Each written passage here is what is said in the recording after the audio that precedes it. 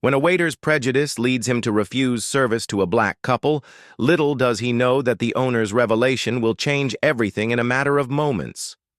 The city lights shimmered like diamonds tossed across black velvet, their reflections dancing along the restaurant's glass walls. Inside Étoile, the air buzzed with quiet luxury, low laughter, the clink of crystal, soft jazz humming through hidden speakers. Amara stepped through the entrance with Deshawn beside her, her hand resting lightly in the crook of his arm. She wore deep red silk that caught the light with every step, skin glowing, hair swept back. Deshawn was sharp, tailored charcoal suit, fresh cut, gold watch peeking out from his cuff. They looked like elegance, like success, like they belonged. They had waited 3 months for this reservation, their 5th anniversary. Deshawn had called twice to confirm, even got the name of the hostess who booked it. But the woman at the podium blinked when she heard his name. "Deshawn Taylor," he said again, his voice calm. The hostess scanned the tablet, her brow tightening. "I'm not seeing it," she murmured. Kyle appeared beside her before she could speak again. Tall, thin, wearing the kind of smirk that never reached his eyes.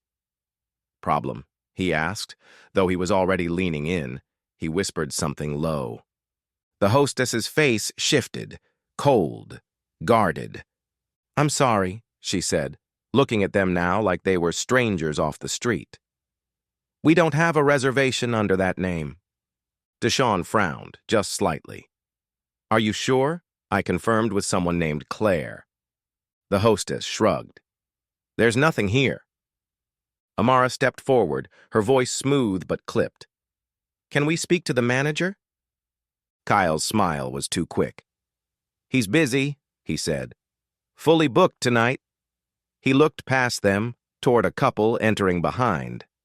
"Feel free to try somewhere else." Deshawn turned slightly, eyes scanning the room.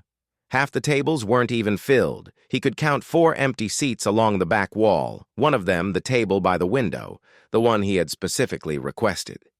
He looked at Amara. Her jaw was set, lips pressed tight. Not angry, not yet, but tired. "This is what we're doing?" Deshawn asked, low. Kyle's expression didn't change. "Have a good night, sir." A pause stretched between them. Amara reached for her clutch. "Let's just go," she whispered. But Deshawn didn't move. "No," he said quietly. "We're not going anywhere." Kyle raised an eyebrow, amused. "Sir, I'm asking you to leave." Deshawn didn't flinch. He didn't raise his voice.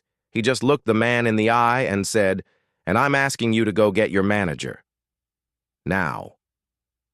For the first time, Kyle hesitated. And across the room, in a quiet corner behind a glass of bourbon, a man watched the scene unfold, his face unreadable, his suit darker than the shadows. He saw everything, and he wasn't smiling.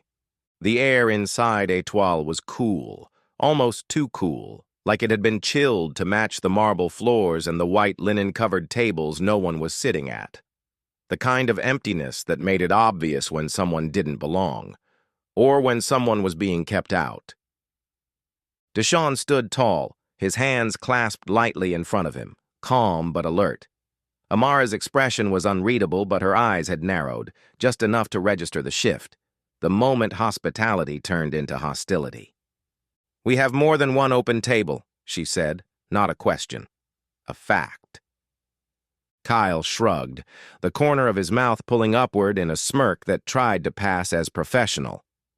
"Those are reserved." His voice was smooth, like he'd rehearsed this. "And ours isn't?" Deshawn asked. "Even though we made one 3 months ago?" Kyle exhaled slowly, like he was already bored. "Sir, I already explained. There's nothing under your name." "Try under Amara," she said, folding her arms. "First name, Amara Ellis." Kyle tapped the screen, barely glancing at it.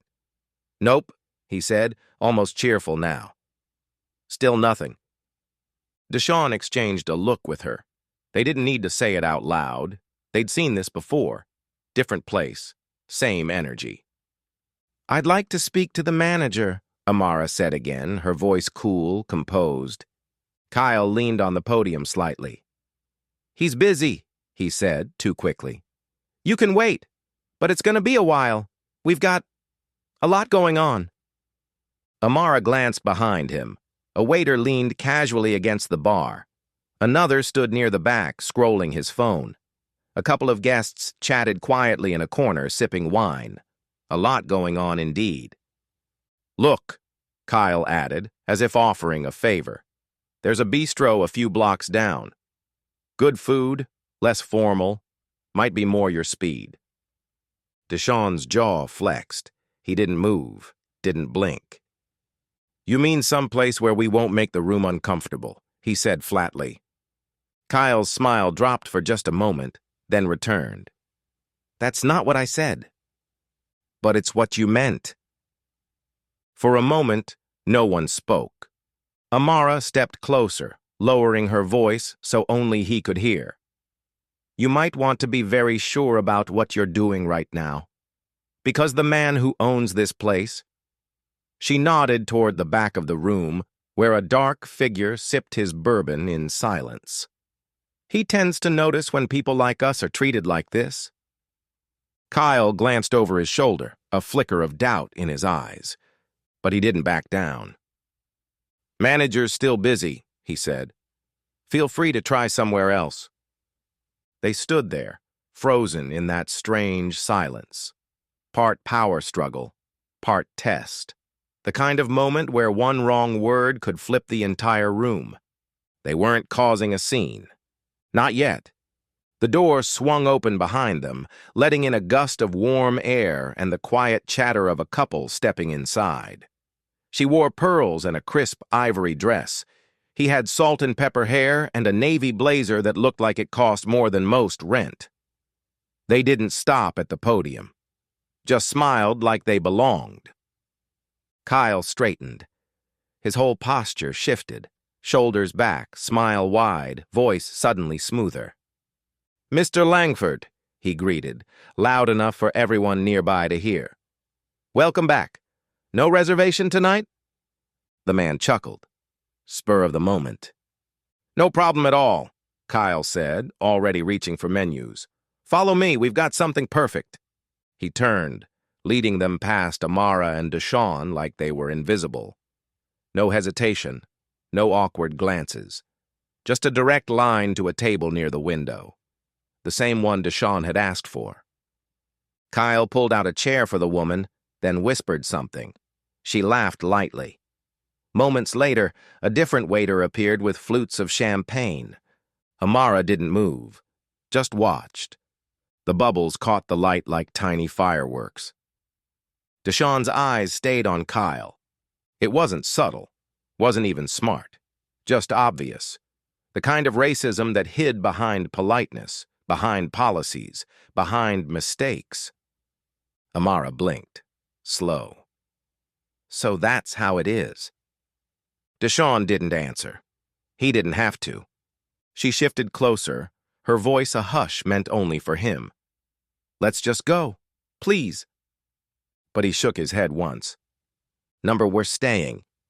She looked at him, not angry, not frustrated, just tired. The kind of tired you carry around without realizing until someone reminds you you're not welcome. He reached for her hand. She let him take it. "We don't run," he said softly. Behind them, the Langfords clinked glasses, the sparkle of their laughter floating above the music. Deshawn and Amara stood like pillars, still, grounded, unmoved. Across the room, the man in the dark corner sipped his bourbon. He had watched Kyle welcome the Langfords, had watched Amara's shoulders stiffen, had seen Deshawn's eyes narrow, not with rage, but with something colder, smarter. And he kept watching. Kyle returned to the podium, glancing at the couple one more time. He didn't say anything, just looked. That same smug curve in his lips, like he thought he'd won. But he hadn't seen who was watching. Not yet. The corner booth was shadowed just enough to disappear into. Warm wood, dim light. A single glass of bourbon cradled in one hand. Julius Langston sat alone, posture straight, suit immaculate, charcoal wool, silk pocket square, nothing flashy, but everything intentional. He didn't need attention. He owned the room without asking for it. From his vantage point, he had watched the entire thing unfold. The hesitation at the podium, the smirk on Kyle's face, the slow unraveling of Amara's patience. He hadn't moved. Not yet. He never moved without purpose. He had seen men like Kyle before, polite enough to dodge accusations, arrogant enough to believe they'd never be called out. He watched Kyle's back stiffen when he lied. Watched the way he squared his shoulders, not out of duty, but superiority. It was the little things that gave people away. Julius had built Étoile with two principles, excellence and dignity. Every thread of the fabric, every brick in the wall, every line on the menu, it all meant something. It was more than food. It was legacy, presence, a statement. And what he was watching now? This wasn't excellence. This wasn't dignity. This was rot. Amara stood like steel wrapped in velvet. Her face was still, but Julius could read it. He'd seen that expression before. Back in '92, when he was denied a table at a place he ended up buying 5 years later. Deshawn didn't puff up or raise his voice. He didn't need to. His silence was sharp enough. Julius took a slow sip of his drink. He didn't blame them for not storming out. People like them, like him, had always known the power of staying put, of refusing to shrink just because someone wanted them small. Kyle passed by again, this time looking even more sure of himself, that ugly little smirk still clinging to his face like sweat. Julius clocked it, logged every detail. The way Kyle leaned too far into the Langford's table, the over-eagerness, the falseness of it all. Julius set his glass down. The ice clinked, soft and final. He didn't need to ask questions, didn't need to double-check. He'd seen enough. The damage had already been done, but so had the mistake. Because Kyle, for all his arrogance, had just disrespected the one kind of guest Julius valued above all, the ones who had earned everything they had, only to still be questioned for it. He leaned back, tapping a finger once against the table. Not yet, but soon. Kyle returned with the practiced ease of someone who believed he had already won. 2 leather-bound menus in hand, fake smiles stitched back across his face. He stopped at the edge of the table and extended one menu, only one, setting it gently in front of Deshawn. Then, without looking at Amara, he said it. "I'll just bring her a salad." Flat. Final. Like it was a favor. Deshawn's fingers tightened slightly around the menu. Amara blinked once, the insult settling like dust on silk. Kyle kept going, voice casual like he hadn't just spat in their faces. "Most folks like you just want something quick, right? Salad, bread, maybe the chicken." Amara didn't move, didn't flinch. Her hands curled slowly into fists beneath the white tablecloth, nails biting into her palms. Deshawn looked up, his face unreadable. His jaw had set like stone. "Is that how you talk to all your guests?" Amara asked quietly. No anger in her voice, just cold precision. Kyle scoffed. "Don't get sensitive, I'm just trying to save you some time." Amara leaned back, crossing her arms. How thoughtful. Kyle gave a tight smile, still not looking her in the eyes. "I mean, we've got a lot of guests tonight, big crowd. Can't linger too long at one table."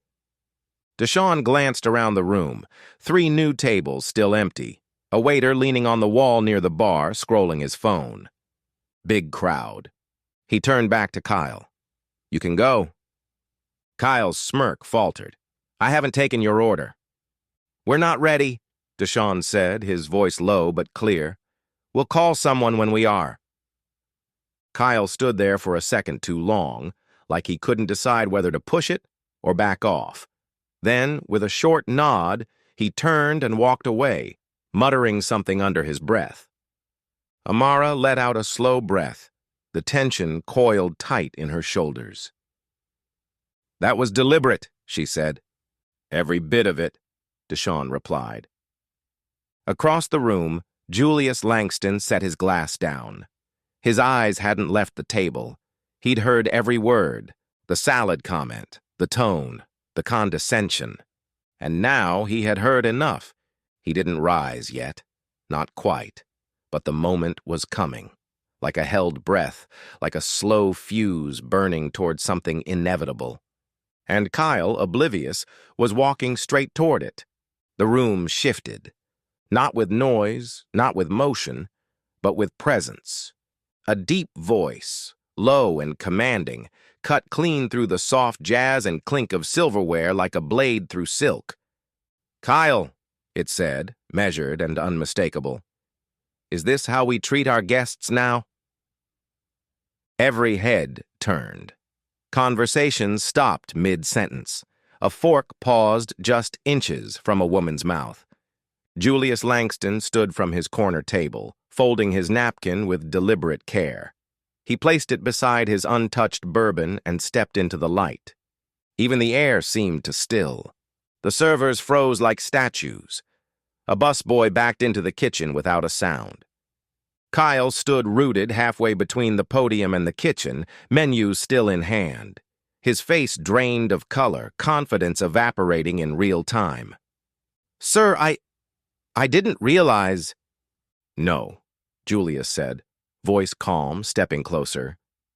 "You didn't realize who they were. But that's the problem, isn't it?" He passed through the dining room slowly, his polished shoes silent against the marble, eyes fixed on Amara and Deshawn. Not rushed, not angry, just focused. Kyle stammered behind him. I was told the reservation wasn't—" "Stop!" Julius didn't even turn around. The word landed like a gavel. He reached the table, offered a quiet nod to Amara, then Deshawn. "Mr. Taylor, Ms. Ellis, welcome," he said, his voice warm now, genuine. "Your table by the window is ready." Deshawn's eyebrows lifted just slightly. Amara tilted her head. "You knew?" she asked softly. Julius smiled faintly. The second he said your name. He turned back to Kyle, who still hadn't moved. "You made an assumption, a dangerous one. And worse, you made it in my house." Kyle swallowed hard. It was a mistake. "No," Julius said. "It was a choice. And now it comes with consequences." Kyle's mouth opened, then closed. Nothing came out. The other guests watched in silence, unsure whether they were witnessing a reprimand or a reckoning. Julius faced the room for a moment, as if addressing all of them. "At Étoile, we serve excellence, not ego, and certainly not prejudice." He turned back to the couple. "If you'll allow me," he said, motioning toward the corner window table, "I'd be honored to serve you myself." Deshawn nodded once. Amara stood slowly, her eyes never leaving Kyle's pale face. As they followed Julius across the room, the silence shifted, no longer cold, but respectful, because now everyone knew exactly who they were, and who he was. Kyle lowered his gaze, the smirk long gone, and for the first time all night, he understood what it felt like to not belong. The table by the window glowed in soft candlelight, framed by floor-to-ceiling glass and the shimmer of the city skyline beyond. Julius pulled out Amara's chair himself, then Deshawn's, every movement deliberate, respectful. No show, just presence. He didn't sit, not yet. "I'm Julius Langston," he said, his voice softer now as he looked between them. "Founder, owner, but tonight, just a man who's deeply embarrassed by what you were put through." Amara held his gaze. "We've experienced worse. That doesn't make this acceptable, Julius replied. Not in this house. Not ever. Deshawn nodded once, his jaw still tight. He hadn't relaxed. Not yet, but the fire in his eyes had cooled from rage to something more focused. Julius folded his hands in front of him. This restaurant was built for people like you, people who carry themselves with dignity, people who deserve to be seen, respected, celebrated. He said it with weight, not flattery. Truth. Then slowly, he turned. The dining room had fallen silent again. Guests barely pretended to eat, their eyes fixed on him. Kyle lingered near the host stand, visibly sweating, trying to fade into the background. But there was no hiding now. Julius raised his voice, not a shout, just enough to carry. What happened here tonight, he said, clear and sharp, was not just a mistake. It was a reflection of bias, of small thinking, of everything I've spent my life trying to rise above. Kyle stepped forward, stammering. Sir, I didn't mean... I was following... Julius held up a hand. Save it. The room went still. You're done here. Kyle blinked. Sir dash dash. I said you're done, Julius repeated, his voice leaving no room for interpretation. Turn in your apron. Pack your things. You'll be escorted out. No yelling, no threats, just truth wrapped in steel. Kyle stood there for a moment, stunned, mouth opening and closing like he might still salvage something. But no one came to his defense. Not the hostess, not the other waiters, not even the Langfords, who now stared at their untouched champagne like it might turn to ash. And then he left. Quietly. No more swagger in his walk. No smirk. Just the sound of the door swinging shut behind him. Julius turned back to the table, his voice calm again. Now, he said, how about I show you what this place was supposed to feel like? Amara exhaled, slow. A smile touched the edge of her lips. Deshawn reached across the table and took her hand. For the first time that night, the room felt right. The hallway behind the host stand was narrow and quiet, carpet muffling the sound of steps. Kyle walked between two plainclothes security staff, neither of whom said a word. They didn't need to. Their job was clear. So was his fate. No yelling, no drama, just the quiet shuffle of a man who finally realized his mouth had moved faster than his sense. He glanced back once toward the dining room, hoping maybe someone would speak up, vouch for him, say it had been a misunderstanding. But the door had already swung shut. That part of his life was over.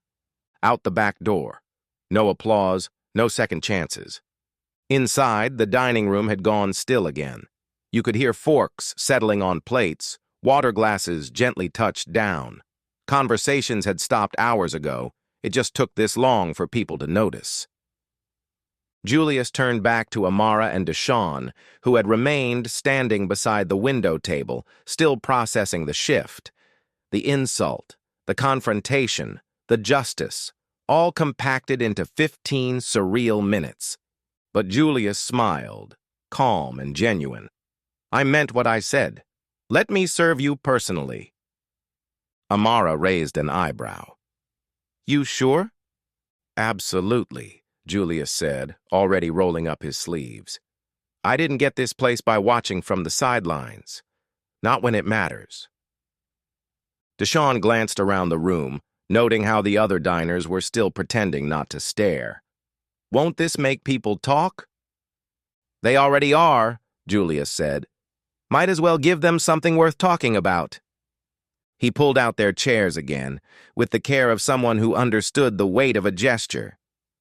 Please, sit. Tonight the kitchen is yours. They did, and for the first time that night, Amara actually looked out the window. The skyline was beautiful, the lights, the shimmer, the pulse of the city, still there, still glowing, like it hadn't missed a beat. Julius excused himself briefly, disappearing into the back. Moments later, he returned with 2 glasses of champagne and a smile that didn't need to be forced. He set them down gently. "A toast," he said, "to grace under fire." They raised their glasses. The rest of the room slowly resumed, voices returning, forks lifted, a new track slipping into the background. But at the window table, the air was different now. The tension had broken. Respect had taken its place. Deshawn leaned in. "You ever think we'd be dining with the owner?" Amara smiled softly. "Not like this." Julius chuckled as he placed the first course down himself. "Let's change that then." And just like that, the night began again. This time, on their terms. The first course arrived in silence. Thin slices of cured salmon, arranged like brushstrokes on porcelain. A citrus glaze shimmered under the light.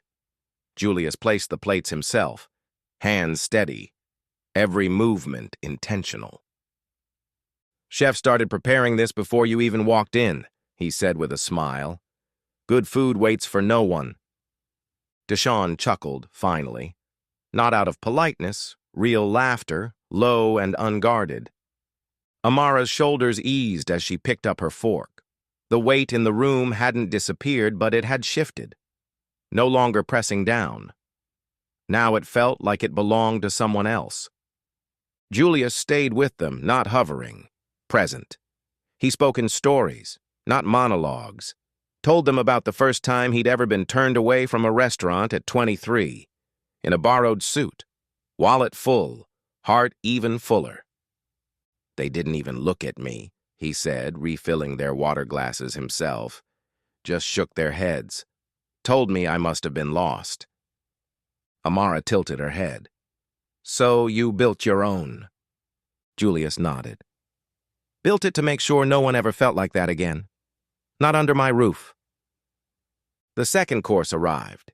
Seared duck breast, shaved fennel, a hint of plum reduction, the kind of plate that made you pause before eating, just to admire it. Deshawn took a bite and raised his eyebrows. "Okay. Now this is disrespectful," he said, grinning.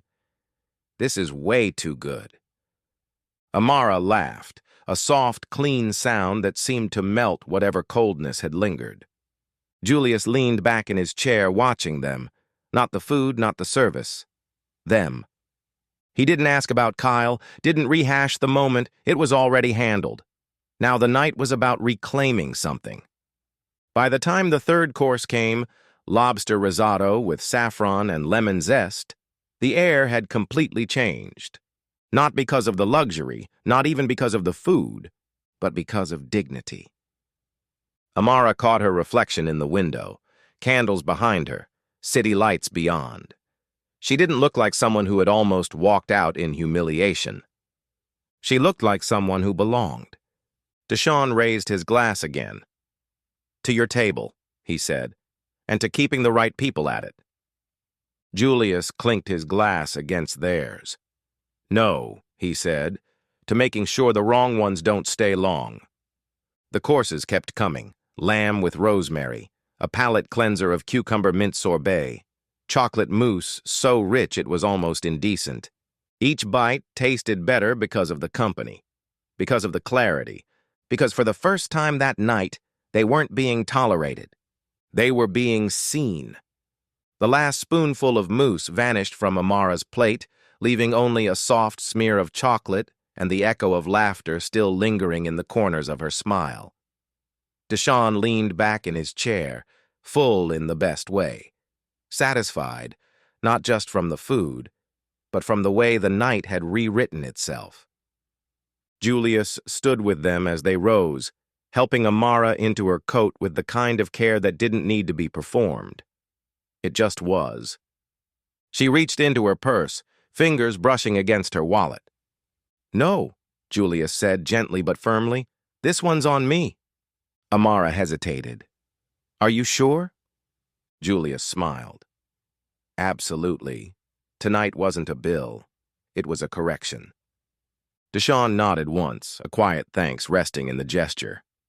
They stepped out into the cool night, the city buzzing with a different kind of energy now. one not defined by injustice, but by resolve.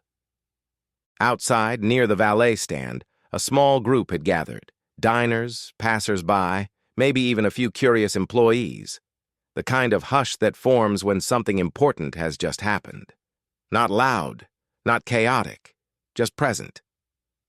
A young woman held up her phone, screen still recording, not in malice, but awe. "We saw everything," she said quietly, almost reverently. Another voice chimed in. "He really tried to dismiss you like you weren't even people." Amara didn't respond. She didn't need to. Deshawn's arm rested gently around her waist, steadying her, not because she was shaken, but because he was proud. Somewhere in the background, phones buzzed, screens lit up. It had already begun. The video, the confrontation, Julius's voice calm and cutting.